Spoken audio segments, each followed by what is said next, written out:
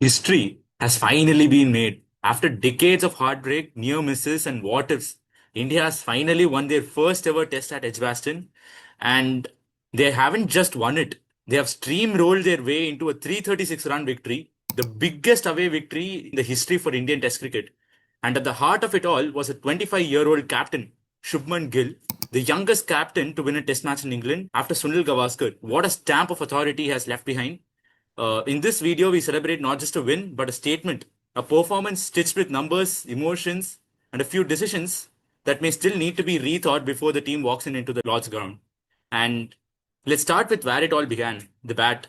India didn't just pile runs, they drowned England under them, 1,014 runs across the two innings. Just a match ago, they had scored 835 and still lost. But this time, they made sure that no run went in vain. And right at the center of this batting masterclass was the captain, Shubman Gill. What a poetry in motion. He walked into this series with an average of 35, and before this match it was 37, and now it stands at 44. One match. That's how much he's transformed the narrative. And he hasn't just scored runs, he's owned the stage. Twin 150s in the same test, only the second ever to do that. He also shattered Virat Kohli's best score of 255 with his sublime 269. But it's not just about the number, right? It's how he did it. A control percentage of 93.28. Since 2006, only two batters have shown a better control by batting in Test cricket while scoring 100. It's Ian Bell and Jamie Smith. And here is a very interesting observation made by me. Is it a coincidence that Kohli and Gill had such similar stats before captaincy? Kohli had an average of 39 and 6 centuries, and Gill has an average of 35 and 5 centuries before captaincy. Maybe, just maybe, leadership unlocks something deeper. And what about Ravindra Jadeja? Often the man in the shadows, but here he was pure gold. The partnership between him and Gill in both innings crossed 200 runs each time and 376 runs after the fall of the fifth wicket. India had crumbled in that stage in the previous game at Leeds, but not this time. So together, Gill and Jadeja contributed around 580 runs, more than half of the team's total. This begs a question: does India really need this much batting insurance, or should our bowlers defend better with a bat? Should we replace one of the all-rounders with a proper specialist like a batter or a bowler? And then there is the case of Nitish Kumar Reddy, Washington Sundar, where they're fulfilling the roles that they were picked for, or does the team need a rethink? So one player I sincerely hope gets backed is to be Karun Nair. I think he was looking really compact in both the innings. He was very unlucky in the dismissals that he has got. I think the first one was an uneven bounce, and then there was a feather edge in the second. Sometimes players just need time, as I always say. In this regard, I feel Sai Sudarshan has been very unlucky. So he just should have been given a longer rope. Gambhir once said that there will be days where we will get bowled out for 100 runs, but we'll keep backing our players. That's a promise which wasn't kept for Sai Sudarshan. So it is hoped that it should be kept for Karun Nair. And coming to bowling, here's a moment. Akash Deep, 10 wickets, a test to remember. But more than just numbers, two moments stood out in my eyes. The celebration, arms outstretched, as if he said, I have arrived. And then the heart, a quiet tribute to his sister who is battling cancer. He said that this one was for her. And cricket becomes more than a sport when it touches life like that. Technically, too, Akash has been really lethal. Like Mohammad Shami, he cleans up the stumps. In domestic cricket, 35% of his wickets were bowled. Among Indians, only Shami comes close. And globally, since 2000, only Shoaib Akhtar and Sharon Gabriel have done better. And Siraj too, he stood up. As Sudi Uncle predicted in the last podcast, he told that giving him confidence and giving a pat on his back, and he will deliver.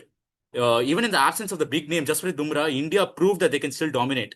And the numbers also back it actually. With Bumrah, we have played 46 matches since his debut. We have won 20 and lost 22. But without Bumrah, we have played 27 matches, we have won 19, and we have lost just 5. Of course, we all know how much of a gem Bumrah is, but this shows the value of the team belief. When you stop comparing and start trusting, great things could happen. But one concern remains to me, Prasidh Krishna. He looks out of rhythm. Bowling economy is over 6 in both the matches. That's not a test standard. If Bumrah doesn't return, maybe it's time for Arshdeep Singh. The left arm angle could offer something different. So here we are, after the famous win at Edgbaston.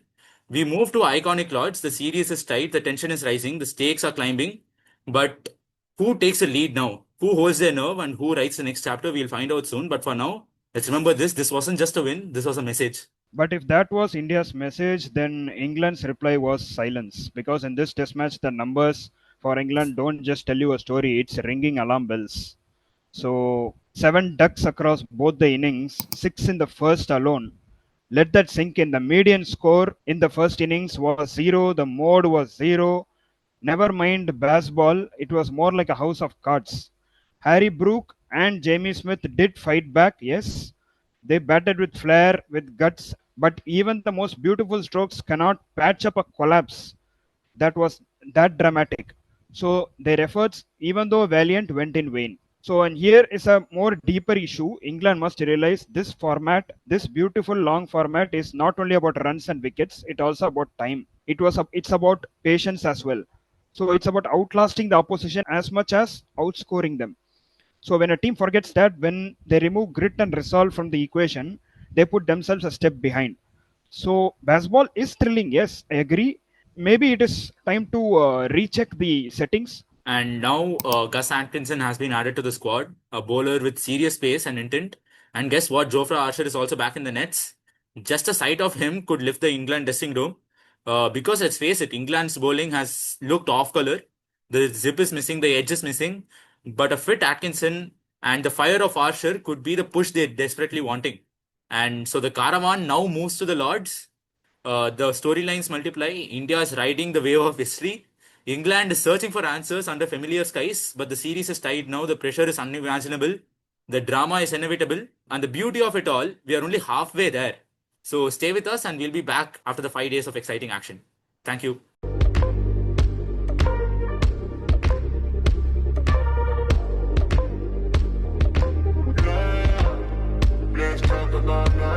It is an immense honor, a responsibility I couldn't have imagined.